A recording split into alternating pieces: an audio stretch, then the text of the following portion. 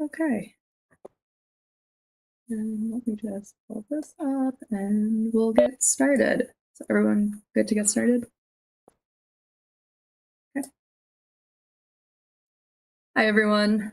My name is Danielle Fapler. I'm InCHIP's communications coordinator. Thank you so much for taking the time to log on and join us for this event. It's fantastic to see everyone. In case you don't know, InCHIP is a university-wide multidisciplinary public health research institute based at UConn. We work with faculty who conduct health-related research with an emphasis on social and behavioral health. Today, we're going to discuss how to write compelling policy briefs so you can share your research with policymakers to help develop evidence-based policy solutions that improve public and human health. We're going to review some examples of policy briefs, considerations you should keep in mind when writing briefs for a legislative audience, and how you can transform your briefs into other content vehicles. So I'm going to ask the panelists, Kerri Raissian, Caspi, and Rep. Jaime Foster to unmute, say hi, and provide some background about how you've worked in this space and have used or consumed a policy brief. Hi, good afternoon, everyone. Thank you, Danny and InCHIP for putting this panel on. It's great to be here. My name is Kerri Raissian, and I direct a center that's based here at InCHIP called ARMS. It stands for Advancing Research Methods and Scholarship in Gun Injury Prevention. And so most of the briefs that I personally have worked on or been a part of have been in that vein, in that spirit, but I worked with several different brief sort of putting together in different ways, some of which we'll talk about. I think we thought about just sharing something that's like interesting to us about briefs. I think one of the things that's always interesting to me about briefs is how policymakers and staffers really want briefs like in paper, and they want that's really important that they don't exceed a page printed, front or back, but like one page. That's always an interesting thing to me, and so hopefully we'll talk about how to get there by the end of this session. Caitlin, over to you. Hi, everyone. I'm Caitlin Caspi. I'm an associate professor in the Department of Allied Health Sciences. I'm also the associate director at InCHIP. And in addition, I'm the director of food security initiatives at the Rudd Center for Food Policy and Health.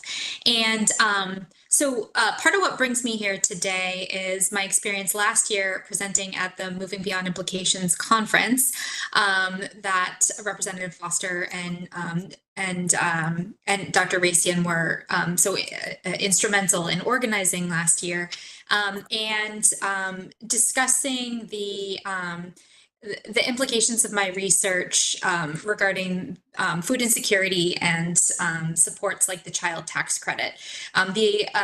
Putting together a brief for that conference and presenting it was an experience where I really learned a lot, and am really excited to be a part of supporting this year's Moving Beyond Implications conference, and that's what's bringing me here today.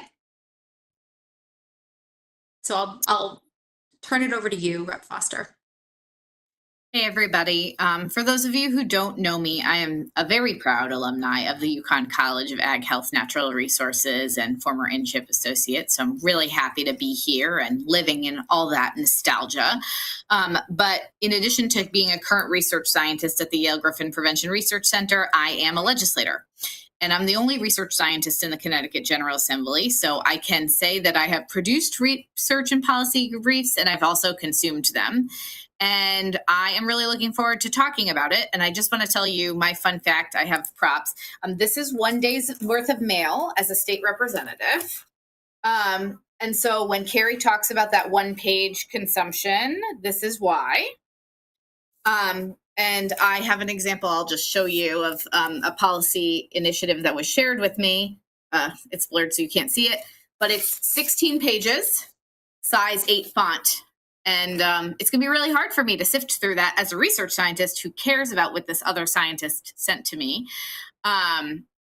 But it's, like we have to think about what is practical for people to consume when you sit on multiple committees and have public hearings that are 18 hours long. So I'm really looking forward to telling you about why we're going to try and work towards making your policy briefs as persuasive and compelling as possible. Visual wins the day, Representative Foster. That was fantastic. Also just a fun aside, the last time Representative Foster and I were on an InCHIP panel, there was a texting conversation that followed, and that was the genesis of the Moving Beyond Implications conference that Caitlin mentioned.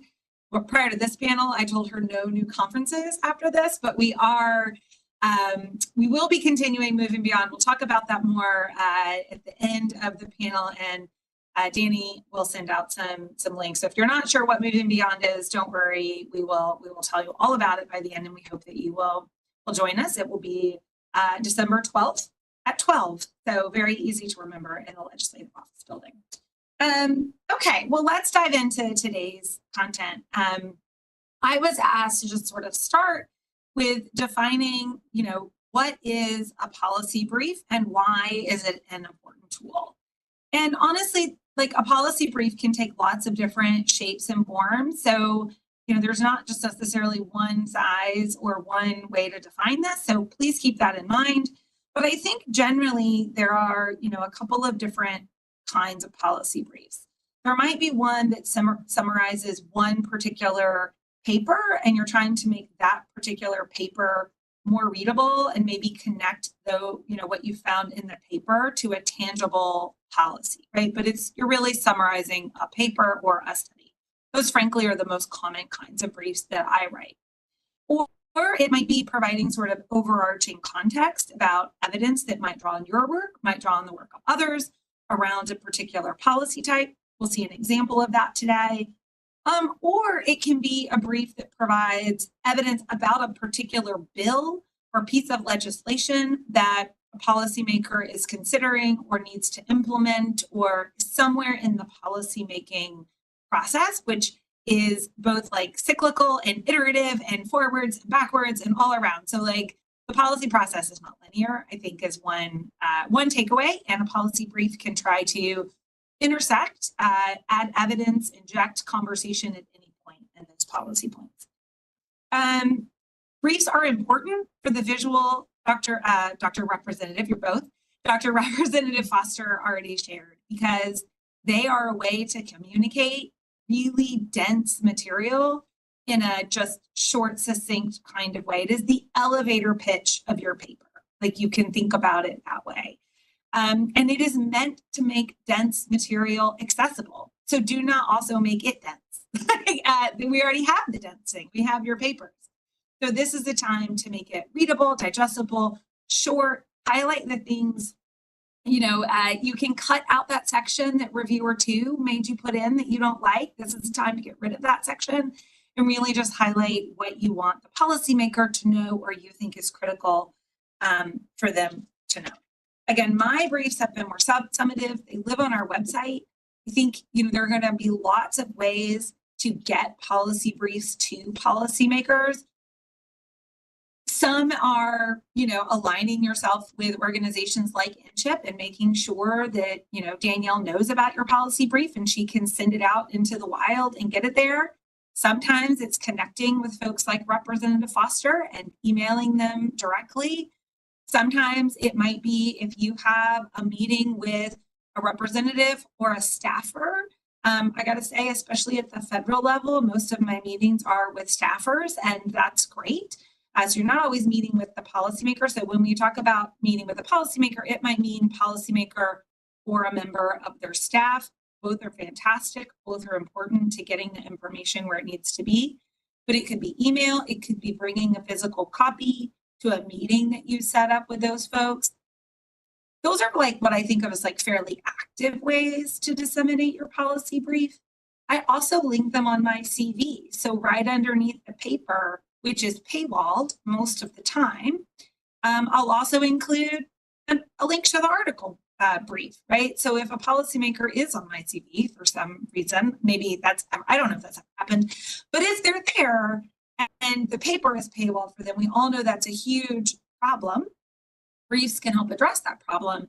They can click on the link to the policy brief if there's one for the paper. And at least that gives them an idea of what the paper is saying in a readable form for them. You should also keep in mind that the person who has your policy brief, maybe you send it to Representative Foster, they might hit the forward button and send it to the committee at which they're on, right? So sending it to one person is often like sending it to a lot of people. The other thing is, so I co-chair an organization here in Connecticut called the Scholars Strategy Network. They're the formal other co-sponsor of Move and Beyond, along with InCHIP and Representative Foster, and this year Representative Denise Johnson. And part of what we do is help people write briefs and provide training and then get it out there, both on the state level and the national level. So as a researcher, I understand that we only have so much time to disseminate our work, and that includes the policy brief. So I would just encourage you to also think about like who is in your network that can help you distribute that. That's InCHIP, that's SSN, that might be your department, that might be UConn Communications. It also might be yourself as you make connections with policy makers. Or again, you can do it in a much more sort of passive way, like putting it on your CV or a website or something like that, or Twitter. I actually think Twitter is a great way to get your policy briefs out. Finally, before turning it over to Jaime or Representative Foster, sorry about that, I was asked to discuss considerations when you are choosing a topic for a policy brief, and what you should know before you start writing your brief. So as a professor of public policy, most of my papers, just sort of by their very nature, have a policy angle or commenting on a policy. So for me, it's almost like all of my papers need to be turned into a brief, because that's just what I do. If you are in a field that doesn't necessarily sort of always have a clear policy link, I would ask you to reevaluate that. I think most fields actually have a policy link some way, and I would guess most of you on this call have a link to policy. So it doesn't have to be necessarily direct, it can be indirect, but really think about like, what is the policy angle that this policy brief should address? Is it more summative? Like, do we need to think about a policy globally? So for example, I often write policies on like secure storage of firearms. That's an area of research for us. So do I need to write a policy brief about sort of secure storage overall? Or do I need to write a brief to a lawmaker in a particular state that is considering secure firearm storage? And I need to tailor this much more to sort of their constituents, the challenges, maybe the history of the policy in their state. Have they tried before to do secure storage? What's the population composition in their state, because different people have different risks. So doing a little bit of work on like, where this policy has been, what's your contribution with the policy brief? Because again, it's got to be short, 1 to 2 pages front and back, like, and so you just don't have a long time, so you really got to get to the point quickly as possible. And to just summarize, you need to know what you need them to know. And that is your lead. And you want to put it first, because they want to know very quickly in that pile of papers that Representative Foster is going through, like, what does this policy brief contribute to my knowledge? How does it help me in my role? And like, what's the what, right? And that should be really evident from the beginning. And so with that, those are the introductory remarks. I'm going to turn it over to Representative Foster's audience when you are writing a brief. Representative Foster. All right. So I think knowing your audience is probably one of the most important things we work on in academia. When you think about defending your dissertation or your master's proposal, you were proposing presenting your research as the expert on that to probably the people who knew most about what you were doing second to you. This is the exact reversal. So you're going to be going to an entirely lay audience. There are no minimum education requirements to running for office. There is no prerequisite education to sitting on a board or a committee. And for all intents and purposes, people's primary sources of information on things that you know a lot about are not coming from textbooks, from rigorously developed course material, or from research in peer-reviewed journals. They're coming from their own research. So I just want to talk about like little r, big R research and the allyship that you're going to find. So I think your audience for writing papers, you have to first think about who you're going to send it to. So the logical first choice for most people is to send legislative recommendations to their own policymakers. So I live in the 2nd Congressional District. I routinely email Congressman Joe Courtney. I have a wonderful rapport with his office. He has some fantastic staff that have really good ability to uptake academic information. He's a great advocate for UConn, and as such, he listens to you all very often and very well. I also send messages to the rest of our federal delegation on research and things that I'm working on too. But when you're sending messages to your state representatives, they are typically on 3 committees, and they might not be on the Committee of Cognizance for something that you're interested in.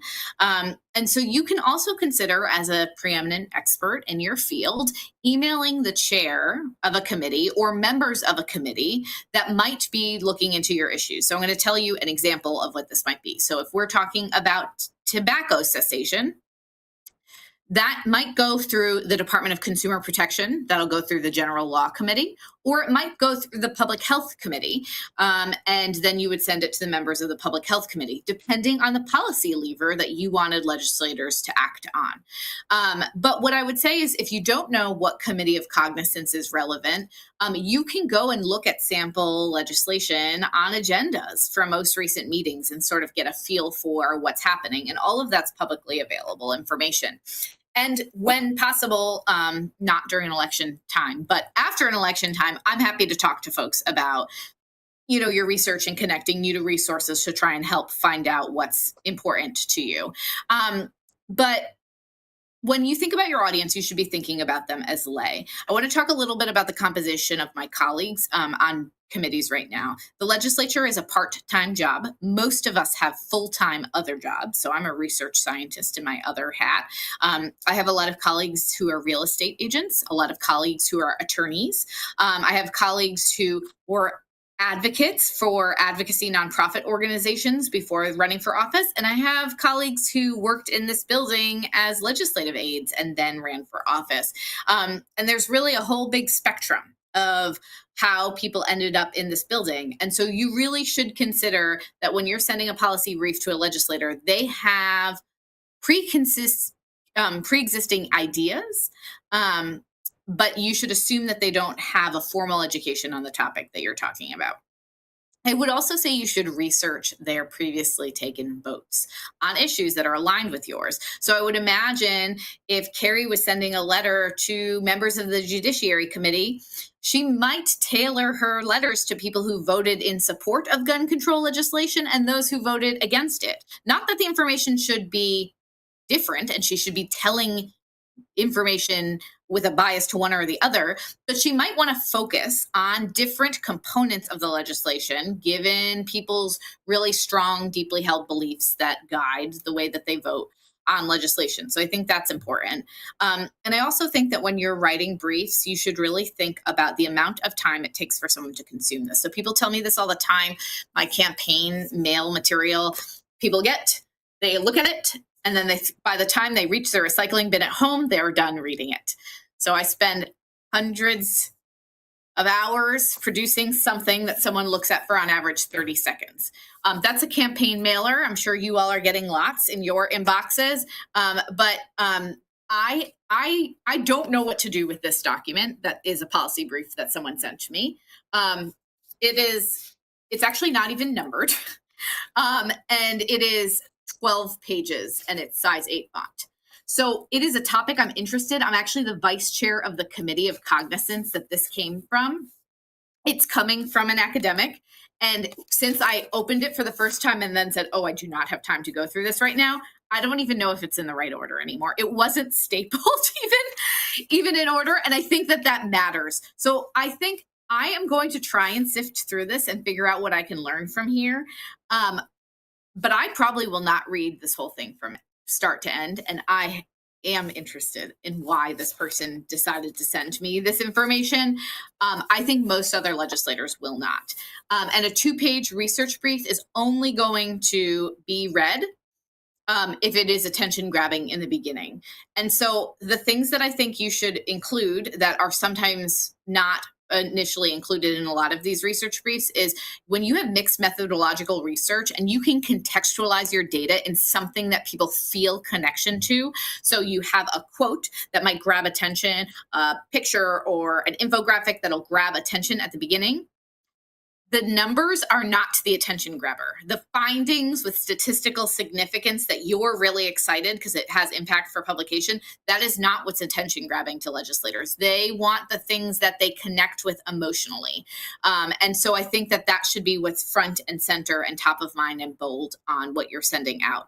And I think that the research that creates case examples and case stories should not be underestimated in conducting as research, but also in contextualizing with your large quantitative data sets that are evaluating perhaps, policy changes over time, when you can contextualize those in things that people can understand, because data is not something everyone can. I think you should think about how you're contextualizing your data to sort of leverage the impact so people understand it more. I'm happy to answer more questions, but I feel like I've talked enough about that for now. I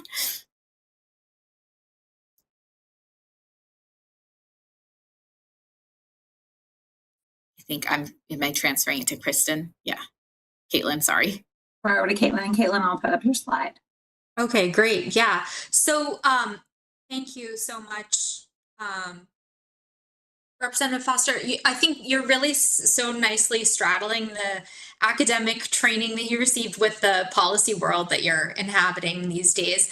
And it's really the perspective, this fresh perspective that we need and that we're not really getting in our academic circles. So thanks for getting our heads out of there briefly. And I'm just going to walk through a few more of the nuts and bolts about writing a brief. But I want you to kind of keep in mind this big picture that Representative Foster kind of painted for us of the kind of volume of information and materials that policymakers are receiving in any given day, really highlighting this idea that if it's not short, if it's not easily interpreted, if it's not emotionally resonant, it might not get read or it might not get picked up on.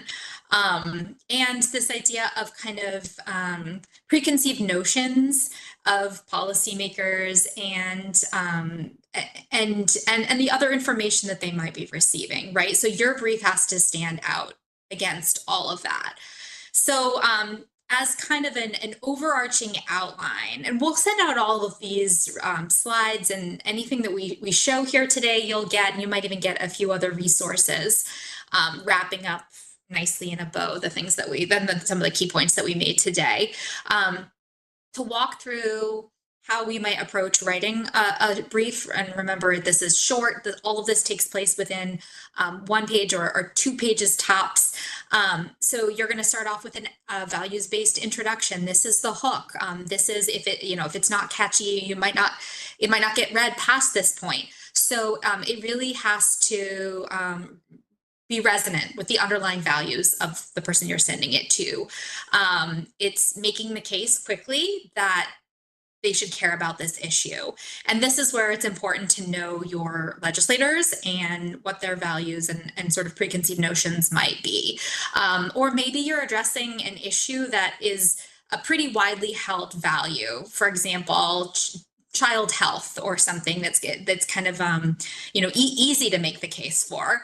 I'll give an example of the brief that I submitted for Moving Beyond Implications last year, where I was focused on food insecurity and the child tax credit. And so, you can start off with kind of a surprising fact, or make the case that it's important to for policymakers' constituents by, you can cite the numbers on food insecurity, but one of the facts that we presented is that it's actually after it's going up again.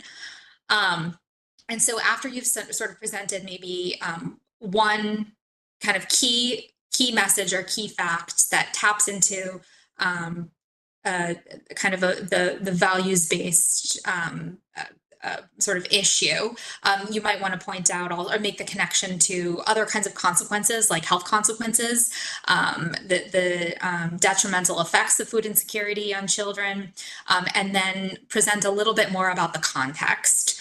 And so in the context, you're really going to be making the case for why the policymaker should feel invested in the issue, and then also why now, right? Why is there a sense of urgency? Why should this rise to the top of that like vast pile of ideas or priorities that are competing with this one? And maybe it's a recent legislation or the expiration of a particular policy, that something about the timing that can really present the case for why this matters now in this legislative session.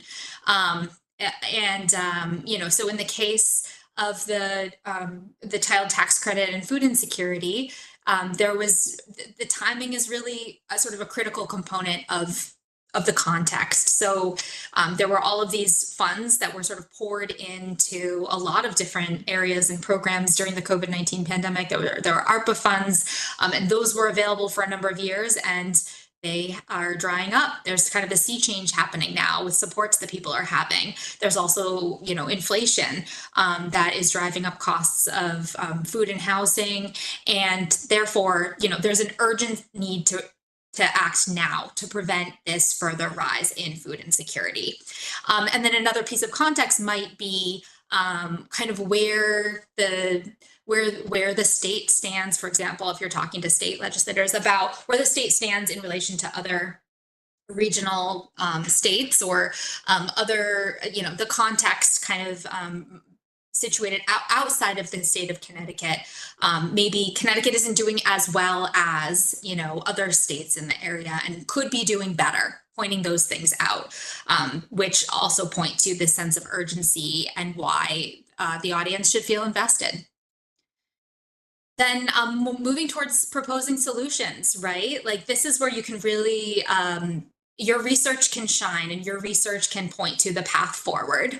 So you can provide a sort of a couple of means of addressing the problem, but really you want to share maybe, we've seen in our research how these supports, this set of supports, things like the child tax credit can help people achieve economic stability, can reduce poverty, can improve food insecurity outcomes, and they can do it without, unintended consequences. So anything you can point to that sort of supports the success of a program or a set of programs or a particular policy. And that'll be kind of the meat of your brief. So you might present sort of like 3 points or something around what the solution is and what your research has demonstrated in terms of the solution. Make those points really clear, and then follow up with the action. So the action is really that is the policy implications. That is the ask, and that's where you're really going to make your pitch.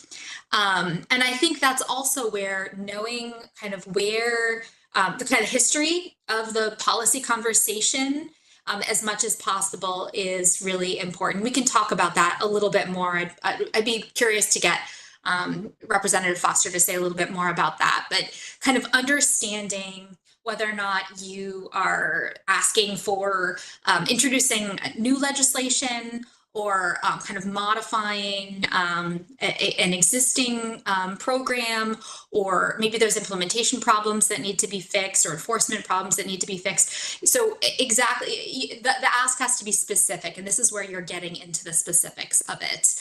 I think a point here is that the action, oftentimes what we say in our implications section when we're writing up those papers are things like, we need more research. We need, I'm sorry, Jaime, you have your hand up. I'll get to you just in a second. We need more research. We need to continue the conversation. That's not what you're doing here. You're not talking about needing more research. You're really creating a very specific policy ask. Jaime? Just wanted to share too is like a lot of times I think what we struggle as scientists to do is to communicate where we are confident and where the line of where more improvement needs to be made. But you need to make that decision before you set out to write your paper. That line needs to be clear. The state of the evidence is very confident in this, and I'm going to talk about what I'm confident in the state of the evidence about. For example, in the school nutrition legislation, we're pretty confident about wanting to reduce child added sugar and sodium consumption up to this number of milligrams of sodium for a child. And if they're having this much at home, here's the max. In general, it is safe to say that reducing child sodium consumption in the school setting will have a positive impact on kids' diets, and that'll have a positive impact on their health and wellness. You need to figure out how you can confidently say what recommendation and direction you need to go in. And I think we lose our non-academic colleagues when it sounds like to them as non-academics, we're not confident in where we stand on the science. And because they don't always understand that we seek to disprove what doesn't work, and we're not always confident saying we've proven something because of the state of the science, they don't understand that. And they'll have just as many advocates saying the state of the science proves, who aren't scientists, saying something to the contrary. And so I want to be really clear sort of in the context area that there are advocacy organizations that have zero qualms saying the state of the science or the evidence proves, whereas we never say and use those words. And I'm not saying we shouldn't, that we should somehow like reduce the rigor of our academic research as we're presenting, but we need to know that if we come presenting a policy brief and we're like, I kind of feel like maybe a little bit this is what we should do, or like these few ideas might be better than what we're doing right now, we will never sound as compelling as an advocacy organization that doesn't have so many qualms. And I'll just share is there's a lot of economic researchers out there that are pretty confident that certain policy initiatives are probably going to work. But there are just as many advocacy organizations out there that'll say, it's been proven that this doesn't work, and they do not have strong proof or evidence. And so I think you need to also remember that like in this giant stack of mail, your policy brief can't sound wishy-washy by contrast. So you need to figure out what you're comfortable saying confidently as you sit down to write your brief. Super helpful, and also an excellent segue for what I was going to talk about next, which is basically the inclusion of data, visuals, graphics, and kind of really along the same lines as what you were saying. The best data and the best visuals are not going to be some complex like regression model results that have like the title at the top, adjusted regression analysis results, right? You're going to title it. You're going to make it clear, concise, not too crowded, well labeled, high contrast, beautifully visualized, and it's going to come with a title, a graph. If you include a graph, it's going to be something like people who got this program had better outcomes, right? Like, and it's going to kind of share the finding in the title. And it could actually, I mean, I think a lot of power comes from the descriptive data because it's really easy to interpret. It can make a really nice infographic, and it's something that, you know, could easily be used for justification for a policy. Something's showing the scope of the problem, the need, preference, you know, the top 5, you know, preferences, you know, of this population, or, you know, those kind of data are just easily incorporated, I think, into policy messages, even more than complex analyses. And some of the other problems with like your complex analyses is that I think as researchers, we feel obligated to share all of our methodology too. And I think the way to get around that is to present kind of a quick reference at the end, a link maybe to a published paper, but you put that at the end under further reading if you would like, right? Rather than embedded in the text, and certainly without kind of rehashing all of the methods and an analytical approach in that policy brief. You want to pare that down really as much as possible. And so again, the use of those data and visuals needs to be kind of both neat and tidy, and also have kind of these the really, really clear messages. And also, even if something is statistically significant, that doesn't mean it like presents a powerful message or is going to resonate. So it really has to, the meaning of it has to be clear to the audience, and above and beyond being statistically significant. And so you have to sort of decide what warrants actually ending up in a brief. Anything else to add? I think what we were going to do is walk through a couple of brief examples at this point, but feel free to chime in, Kerri or Jaime. Yeah, so we just have a couple of example briefs, and we'll send you the full briefs of these so that you can see them, to just try to show you some of what we've been talking about. So this first brief is an ARNS brief, and it summarizes a paper. What I want to point out about this brief is the timeline that you see in the middle shows sort of the progression of the bill. So we're just basically asking, so there was a bill passed in Missouri, it's called the Second Amendment Preservation Act. And really what we're asking in this paper is like, did the citizens even know about this bill? Basically, they didn't. And so there's a timeline here in this graphic. And what I want to point out is this graphic is not in the paper, right? So sometimes you're going to create things for briefs because what you need to say in a brief may look different than what you have said in your paper because it's a totally different audience. We also have some of the data that we, right, Caitlin mentioned, like you're not going to put a regression table. We have bar charts.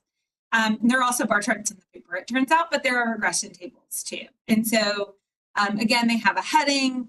It's meant to just sort of, the text tells you what we did. You can see though how short the method section is. To Caitlin's point, the method section is three sentences long, right? We don't focus on that. We're gonna tell you a little bit of how we did it, but if you want more, like go to the paper. And then of course the citation for the paper. And it's looking at USDA summer meal waivers. You can see a couple of things here, right? So it's a very different kind of brief. Starts with an overview of the state of knowledge, like what do we know? There are pictures of smiling children to sort of get us on the same values. Like we all love children, especially when they smile. Mm-hmm. And then there is, they've displayed data down in figure 1, which is meals distributed statewide in July across time. And, it's down.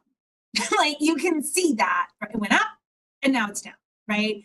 And it's just very clear. You don't even actually need to read the brief to know it's about kids and something's going down. There's more on the back. There are more smiling children. You know exactly where the key policy takeaways. There's a header. It's red. It's all caps. And if you want to go learn more, or if you want to make it really easy on the staffer to go learn more, there's a whole little reference section, and you can go do that. But you don't have to. And you can get what you need to get very quickly from this brief, and it has all the things that Caitlin just chatted about. And so now I'm going to hand it back to Caitlin. Can I just say 2 things on those example briefs? Yeah. Both of them had a point they wanted the policymaker to have as the takeaway. And the biggest problem I see with the examples that are problematic that I get is like this one, the front one was the person's very impressive CV, which is lovely. Like, show me you're credible. That's cool. I think that's good. I actually have never gotten someone's CV before. But then there was a letter that was like, can you see how big these margins are? And the font is so small, friends. Like, I don't know what he wants. Like, why is he reaching out to me? What expertise of his am I going to take away from this to know that I should do something? And what I will tell you, I kind of don't appreciate, but I also feel like most other policymakers feel similarly, is I don't appreciate like when people are like, I just want to educate you. Because one, I think that there's like a subtext to that. Like, I want to learn and I want to be educated. I got a PhD. That's like, I obviously care about learning. But I need to know why you think I need an education before I like sit down and invest an hour and a half in reading something. because it's an hour and a half that's going to get pulled from something else, is that there was a point they wanted to make. We need to increase child participation in summer meals, or policymakers are doing things related to gun control legislation that the public doesn't even know about. Those are things people want to know about. And that, like, I didn't even have time to read these whole documents. And I can tell you that from clicking through them quickly, that there was a goal that I either could quickly or not quickly say, I am interested and aligned with what I think the value of this is, and continue to spend time on it or not. The other thing I just want to add to Jaime's point is, like, there are ways to add quick credibility to yourself. One way is presenting a polished, well-looking brief, right? Like, if the brief is pretty and looks well presented and looks like you actually put time into the brief and making it readable, that actually conveys expertise and organization that I think is important. I get it. It's hard as an academic. We can talk about those strategies. Both of these have the logos of the Rudd Center. Both have the writers up top, so you know that they have PhDs. This says University of Connecticut. So we're like conveying expertise without taking up space. And that's something you can do without forcing a policymaker to wade through your CV. Which you should not do. I 10 out of 10 do not recommend you send me your CV. I can find it if I want to check your credibility, but I don't think any other policymaker wants your CV either. I'm very proud of you all for your CVs, but like, this isn't the right audience to send it to. And I think going along with that, one other point that we haven't made yet is the importance of avoiding jargon. And again, you're not there to like demonstrate how intelligent you are and how much you know about all the acronyms. And, we talked about this with keeping your methods brief, but really it should be throughout the entire brief. And you have to do some sort of check, right? Some sort of test for how comprehensible your language is. And that could be, maybe in the best case scenario, you've got a non-academic communications expert who can read it over. This is a place you could potentially rely on the expertise of a place like the Connecticut Scholar Strategy Network, which we'll talk about a little more. You can also have just anyone in your household read it over, anyone who can sort of weigh in on that element of clarity and avoidance of jargon. Talk about turning briefs into op-eds, and then we'll turn it over for Q&A. Okay, so to an op-ed and a policy brief is not an op-ed, is the other take home to really think about here. So, an op-ed can be used to reach a totally different audience than your policymakers, though sometimes they might be the same. So, for example, the Scholar Strategy Network maintains sort of op-ed policy column in the Connecticut Mirror. Those actually read a lot more like policy briefs because that is a nonpartisan outlet, and it really is just a way to try to, infuse more of our research into the conversation and make it very accessible to policymakers because it's a non-paywalled access resource. So I'm going to talk a little bit more about just like the traditional op-ed and a policy brief. So perhaps one of the biggest differences between an op-ed and a policy brief is the op-ed has to be tied to the news cycle. And so it needs to be quick, it needs to be timely, it needs to be something that a paper editor will care about quickly, and you have to get it out quickly while the news is still important to the readership. Unlike a policy brief, which has a different kind of time horizon. So, but like an op-ed, you want to make sure that the lead is up there really quickly. So this is an op-ed that was written by the same folks that wrote the previous policy brief I showed you, which is providing school meals for all is a win for Connecticut families.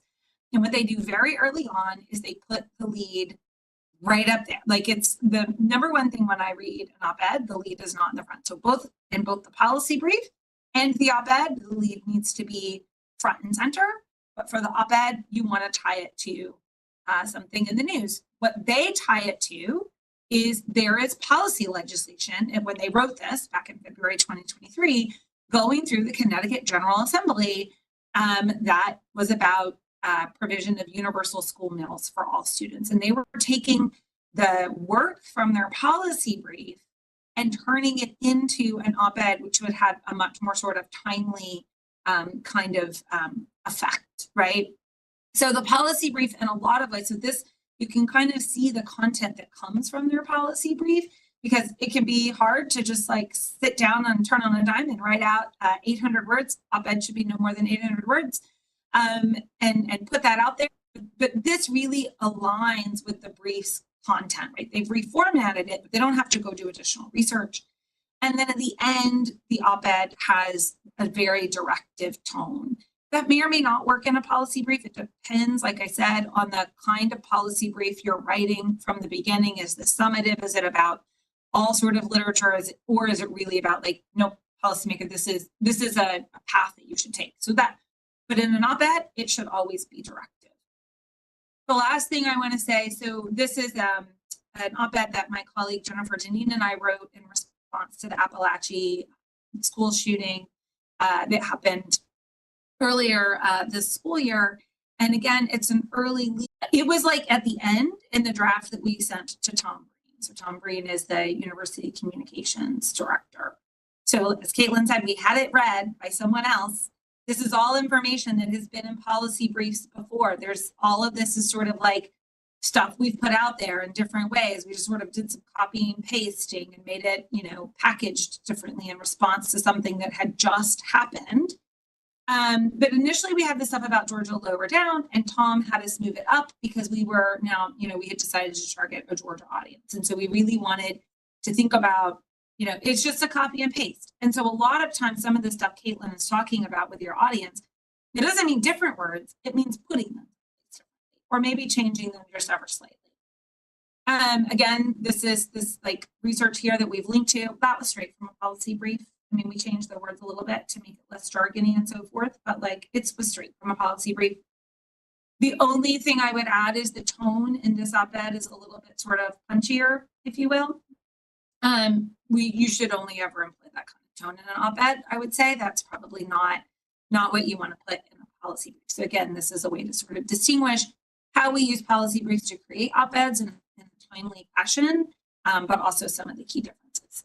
So, can I just add an important context part here that I think is important and bears saying is that depending on the audience of your policy brief, there are probably allies who are going to read your policy brief because they're aligned automatically on the value statement. There is the chance that with a change in tone from the op-ed, you're probably not going to get people who ditched and recycled your policy brief to start to pay attention to it, but you might get their constituents to pay attention to your policy brief from those changes. And so if you have, for example, I've been working really hard in the last 4 years in the legislature to try and increase conservative members' support of a program called the Farmers Market Nutrition Program, because it helps address food insecurity for low-income populations, but it also adds money to the local ag economy, which helps us make a good bipartisan allyship. I find that my op-eds can be really compelling because I can get the farmers who are represented by the conservative legislators to align with the value, because it'll put money into their revenue stream that they wouldn't have been able to access or tap otherwise. And that helps get conversations moving that might have stagnated otherwise. And that is like an important strategy politically when you're looking for allies and trying to move legislation forward. I just want to add one additional point for all of this is the point of your policy brief. If it's to get a bill introduced, you need to pay attention to committee and legislative deadlines. So if you send a policy brief to somebody right now, they will not read it. We're not in session right now, and we're all trying to get reelected. If you send something to me on the 6th, I'm probably also going to be passed out on my couch for 7 days. So I probably won't read it then either. But if you send something to me in the 3 weeks before I can introduce a bill, I will be attentive and on my emails and paying attention and making sure I catch every single thing. If the bill is introduced and you're trying to get other people to co-sponsor an already introduced bill, you have to make sure you know when the drop deadline is for people to hop on and co-sponsor a bill. if you're trying to get a bill out of committee and you're persuading members to vote yes before it, you have to pay attention to those deadlines. And so maybe another day that could be something. Understanding the legislative cycle could be a conversation that we have. But if you don't know that, UConn does have legislative advocacy through their comms department, people who are here in the Capitol all the time and who could help you. And I think you should lean on them. I think they're good. And the final thing I'll say, we did in the slides include a bill tracker. So you can, go through, and this is the 2024 session, but, here I search for the term firearm. This is what I get back. It tells me a little bit about where the bills are. The other thing I'll tell you is that I also searched for the term gun and got different things. So if you are tracking a bill, just be aware of synonyms that might be used. All right, I'm going to stop sharing. And I think we've gone a little over, but if we want to do any Q&A, this might be time. So members of the audience, you should be able to unmute yourselves. And just raise your hand if you have a question and we will call on you. Hopefully. Okay, well, while folks are thinking of questions, I'm going to take the opportunity to maybe plug Moving Beyond. So if you have found this, interesting, Moving Beyond is an opportunity to present your research to policymakers and Representative Foster. And this is all on InCHIP's website, and we will send this out to you. This is, you're at the top one, the InCHIP workshop, virtual training on policy briefs. Our presentation proposal abstracts are due November 1st, and then we will select presenters by the 12th. There will be another training that will be much more targeted about how to write a policy brief for that day, done by the Connecticut Scholar Strategy Network, also virtual. And then brief submissions are due Monday, November 25th. Anyone that is presenting at the conference is required to submit a brief to go along with their presentation. Anybody that is not presenting but that may want to include a policy brief because you can't be there, maybe you weren't selected, or whatever it may be, we will include your brief in the packet, which goes out both in hard copy and in virtual copy to policymakers. And last year, we also published it in the Connecticut Mirror. So those are the dates. Those will come out to you, but we are also really excited to be doing it. And I'll just share, because I'm very excited, that today the state of Connecticut, the governor, hosted the Bond Commission meeting. And one of our presenters from Moving Beyond Implications last year was here because on the bond agenda was an allocation of dollars to put improvements in indoor air quality based on expert advice and guidance from one of the presenters from the Moving Beyond Implications. So we did, in multiple scenarios, had experts from our conference present, connect, and network with policymakers and actually change the law in a single session, which I think is just like the most amazing thing ever. So if you didn't present last year, you should definitely still submit, and you should come, like whether you're presenting or not, because I think it's going to be a really good day. I see that Fran has a question. Hi, thanks for the presentation. It was super helpful. So nice to see you, Jaime. I have a question. We didn't get to, there's a sort of a separate thing of how to write the abstracts. I have some examples from colleagues at the Rudd Center. But one question I have is I'm planning on writing about energy drinks. And there was a bill proposed for an age requirement to be age 16 or older last session. But I don't really know if it's going to be presented again, when that's going to happen. I think it will be. But I guess two questions. One, does that even get raised in the abstract, or should I just say that there should be, this policy should be in place and just sort of talk about it in a way that doesn't say it's been introduced but it didn't pass, or B, not refer to it at all, just talk about the issue of having these requirements as being a good way to reduce consumption among children. I think you can hyperlink to previous legislation, or like have a footnote citing that there was previous legislation, bill number or public act, depending on it. And I think that it's a good idea for people. I mean, for a legislator who is ready to engage and connect with you, what they're going to do is they're going to look up where it hit, the rubber hit the road the previous year. So if it got out of committee and it was unanimous, or if it got out of committee and it was debated for 3.5 hours and the main opponents were person X, Y, and Z, they need to know that going into the next year, like what was the problem and what was the opposition. And so I would link to previous legislation so you save them some time figuring out where it got stuck previously. Are you talking about in a brief in general, or for the moving beyond abstract? Well, I guess I'm talking about two things for the abstract. I'm not sure I would put a hyperlink in for that, right? But for the abstract, would I refer to that legislation that had been introduced or not? And so we ask for you to connect your presentation or your proposal to Connecticut's environment, right? And so for the abstract for moving beyond, yes, you would let us know that this has been a policy issue before. It in no way disqualifies you. There are lots of policies that come up over and over again before they get passed. Vaccine exemptions is an example. It didn't pass until the third time.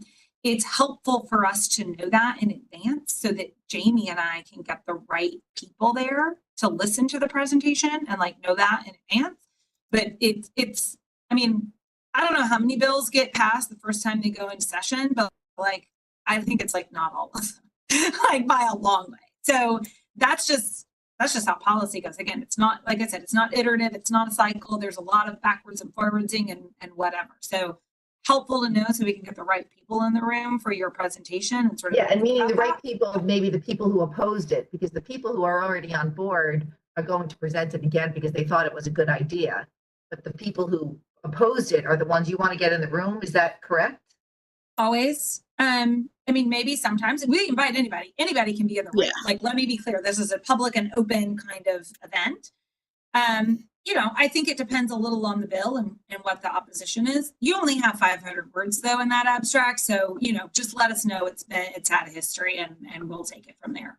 Okay. And then in that context, I'm going to answer in the chat. There was like, does it need to be current? Could it be past legislation? As an FYI, if it didn't become a public act, any bill, there is no current bill. We're not in session. So there is no current legislation, really. There might be a commitment to introduce something, but the bill portal to introduce bills for the 2025 legislative session will open January 20th, plus or minus January 15th. So there are no current bills. Everything that didn't pass both chambers by sine die midnight on the last Wednesday after the first Monday in June, those bills all died. They're gone. You have to start again at the very beginning with this upcoming legislative session.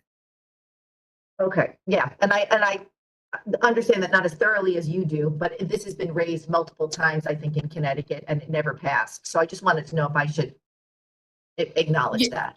And someone else had asked in it about current legislation. So that's why I was sharing that. But I also think for the opposition, we should talk about like strategy for promoting things separately. We can have a conversation, Fran, about that. Thanks very much. So Madeline asked a question, does it have to be our own data we share, or can we share the literature we're aware of?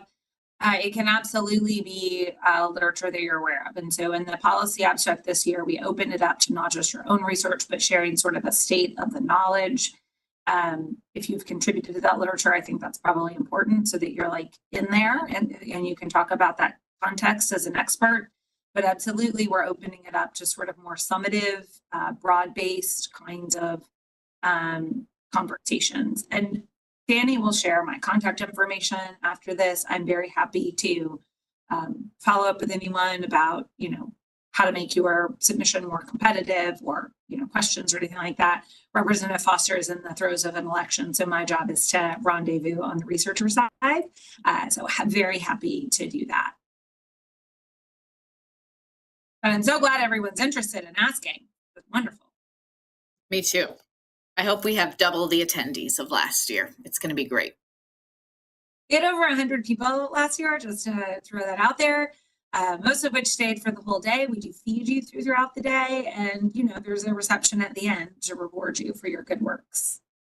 And really promote that networking, which is like I'm so happy that there were academics who had never been in this building before who came to the building today again. Like that was a very cool full circle moment for them and for me to see that happen. And I hope that's each and every one of you next year. Yeah. There's one more question in the chat from Nate Rickles. He asked, does one need to address the opposing view arguments in a policy brief? And should one address the economic implications of a policy if there are state costs attached to the policy? This is why knowing your audience is important. So it depends on who you're talking to. I mean, you might be preparing a proponent to be ready for counter arguments in your policy brief. So, Kerri and I sat through a public hearing from 2 different roles where there were a lot of people testifying with unscientific, non-evidence-based testimony before the General Assembly. And having legislators like myself connecting with experts on that policy, knowing when to push back on misinformation, understanding common misinformation and things that were wrong, that was helpful for policymakers. So your allies in it might need to know counter arguments that are rooted in evidence. That might not be in your primary policy brief. So this is about knowing your audience. So I don't find that you persuade a lot of people by saying, you may believe this, but here's why you're wrong. And so you have to think about like how you actually get those people who have that opposing view to what you know to be the state of the evidence to come to your side. And in my experience, and maybe this is me being jaded from my years in politics, but in my experience, you rarely get people to agree with you if you start the argument telling them they're wrong or they don't understand or they're less smart. And so maybe you could tell them people commonly believe this, but here's the truth. And you might think you're putting it nicely, but people just don't respond well to being told they're wrong, especially if it's a deeply held belief. So I would just think about your audience. So I would just add to that and just say that the brief is a conversation starter. It is very rarely the case that a policymaker is going to read the brief, say, oh, great, I got it, and just like go implement that policy. If they find your brief compelling, they are going to connect with you, right? And it is meant to start a relationship and start a conversation. Maybe that's not how it always works. I actually have had a brief like land itself in an executive order pretty quickly, but that's like rare. More times they say, I found your brief really compelling. Like, here's what's happening. Do you have additional evidence on these points? Or somebody sent me these links and I don't understand them. What are they really saying? And it is about building trust, and it is about building a relationship, and it is about being a person that representative, policymaker, staffer, implementer, whatever role, but very important role they play, they see you as an honest resource that can help them as they try to sort out between values and evidence. Because honestly, evidence isn't even that's not the only metric on which policymakers have to make really tough decisions, right? And so, right, they just need a trusted partner in this. And if your brief like gets them interested, gets them understanding the problem and to where they will reach out to you, great. Sometimes that's telling them the weaknesses or sort of the road that this has been on before. Sometimes it's a different tack altogether. So again, it goes to that, but I just want to also underscore that the brief is only like part of the conversation. It's rarely the only time that you would have a conversation, at least with the like primary initial audience that you might be reaching out to.